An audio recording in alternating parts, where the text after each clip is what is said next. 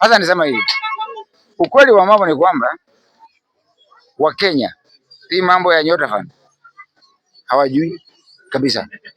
Sababu gani nisema hivi? Nasema hivi kwa sababu Nyota Fund hii si serikali ya Kenya.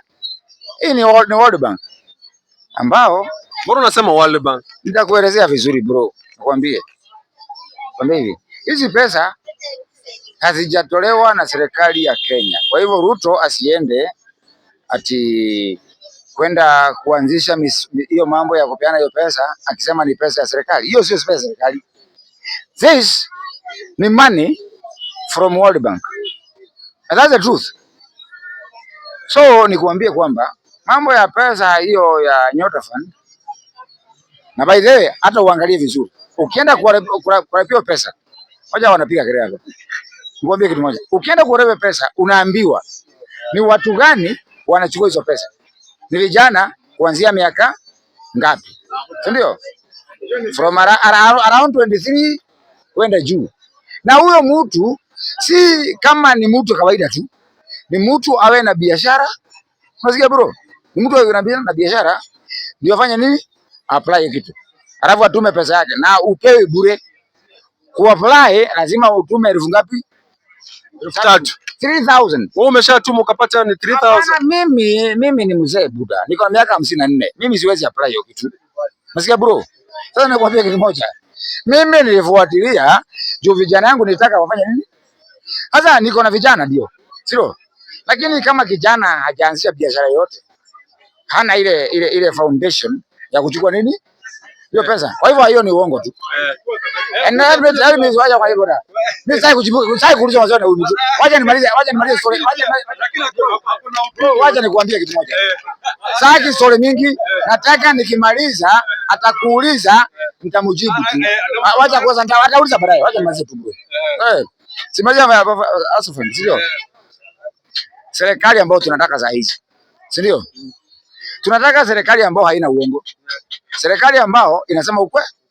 Hii serikali ya Ruto ni uongo mtupu. Hakuna kitu ya maana wanasema. Lakini si mwenzako kwa mfano kama huyo amesema yeye ni mkulima na inafanya kazi na yeye ona ndugu yangu, sikiza ndugu yangu, mimi niliona wewe umefikisha miaka 54, umesema uko na watoto walichukua Nyota Fund wakapeleka pesa yao kwa ulevi, hawakupeleka kwa mbolea. Wasipo kutumia hajasema hivyo, lakini tunaelezana agenda,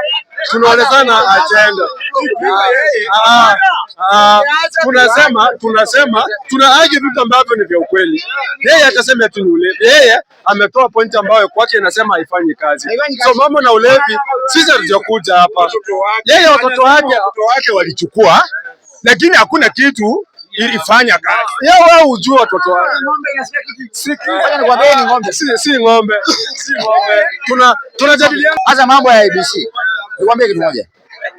Hii IBC tuko nayo. Mimi nikisema ukweli, I'm not very sure kama ni ya ukweli. Mbona useme kama ni ya ukweli? Kwa sababu kuna uchaguzi wameconduct ambao ilipi na vitu zilifanyika. Hii by election. By election ilifanyika. Uchaguzi ambao ulifanyika.